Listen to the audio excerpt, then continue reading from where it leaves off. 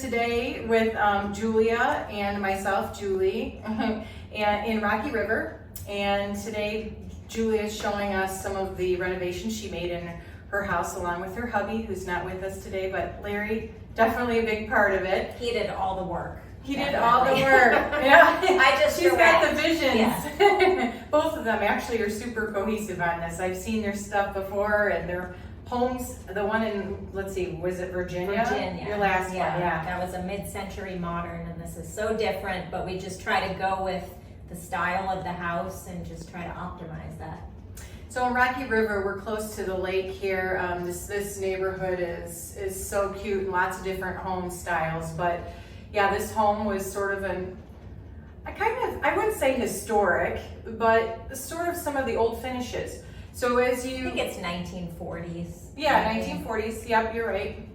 And so they try to keep some of the character with that. And we just wanted to talk about some of the things that they did. They did a lot. But from the beginning, so one of the things Jules and I were talking about was even the front entryway, the door. So when you come in, they've got this nice door with natural light coming through that's, you can't see through it because it's shaded.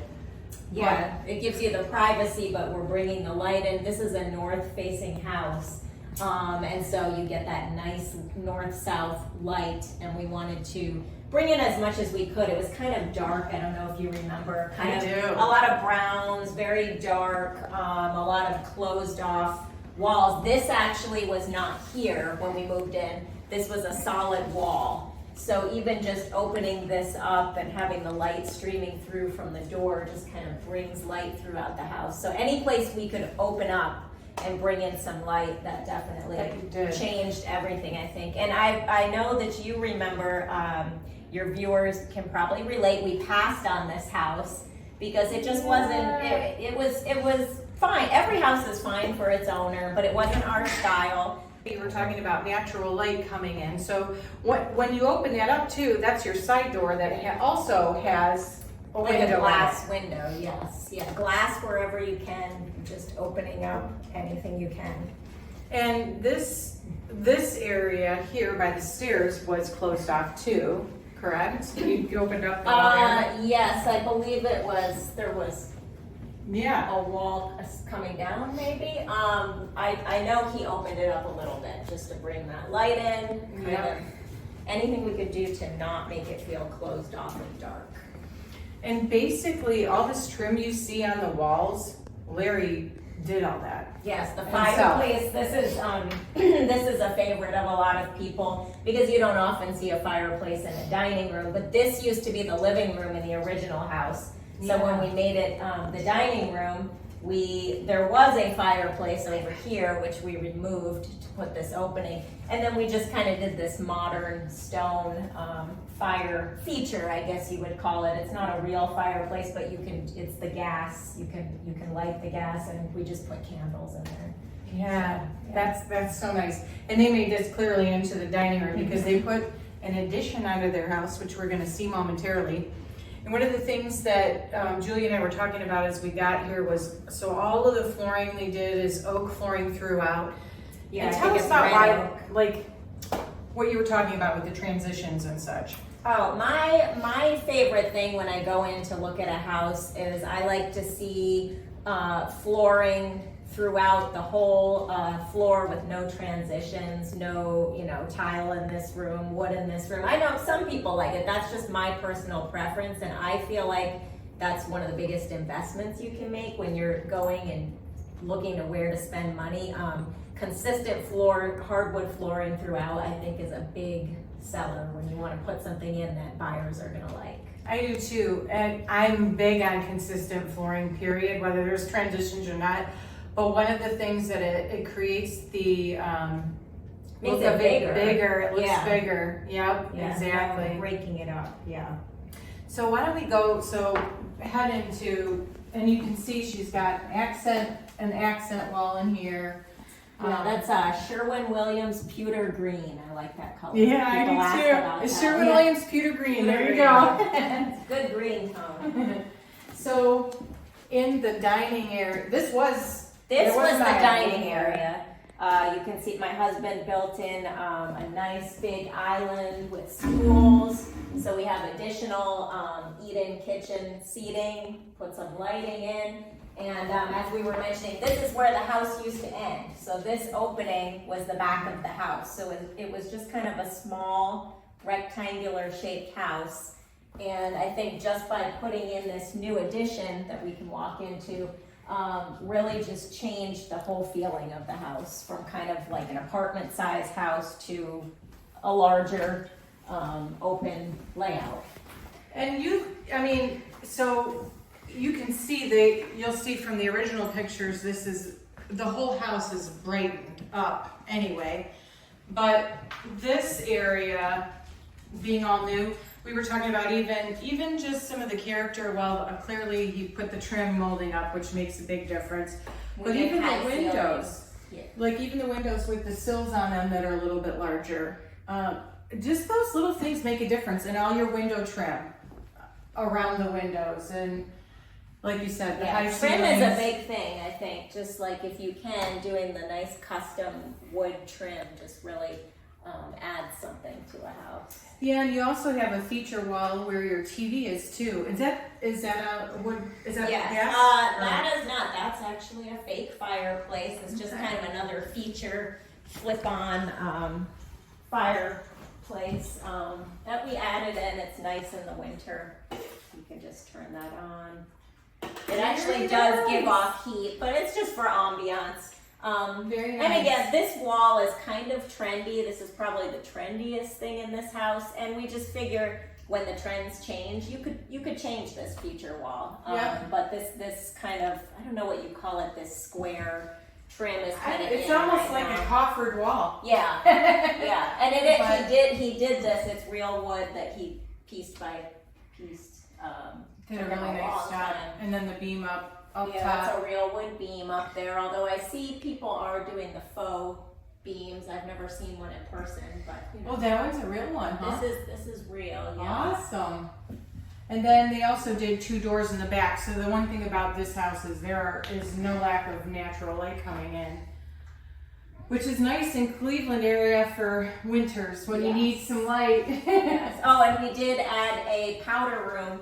We had no restroom for guests on the first floor, so we just added a nice little restroom, which I think adds value. So you can have someplace, if you're having a party, people don't have to go upstairs or down in your basement.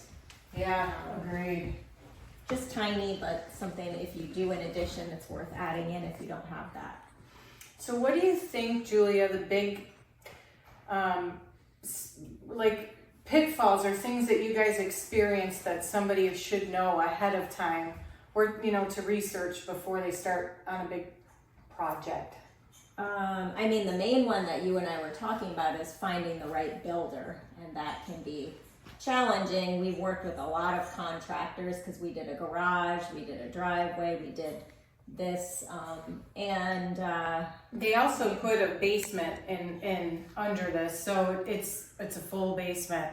It made the footprint of this house a lot bigger for sure. Yes, for sure. So just doing your research, getting the input from neighbors who have used builders to make sure that you get one, because unfortunately, they have a lot of projects they're working on, so sometimes they're working fast and even their boss isn't there and things are getting done incorrectly. So that can be, that happened to us, and we're lucky that my husband knows what he's doing to kind of keep tabs. But that's probably the scariest, is making sure you find a builder that you trust, and that's probably something that your realtor can help you with.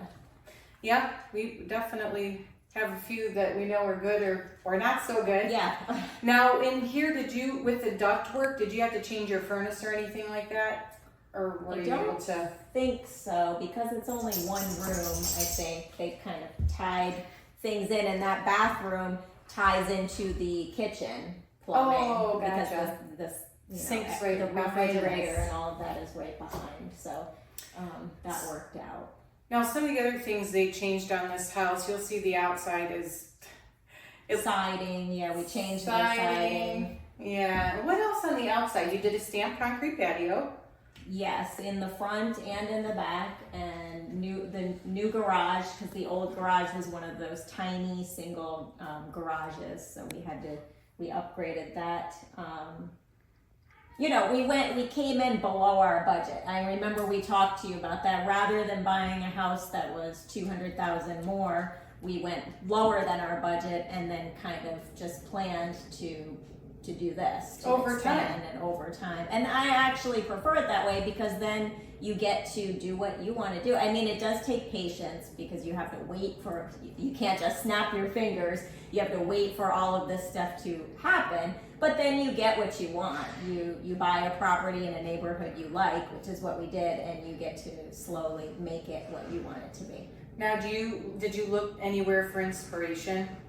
Do you go on Pinterest or anywhere? Yes, or no? Pinterest and now Instagram. You know, you see Oh, all of the people posting their renovations, so I get a lot of ideas from there.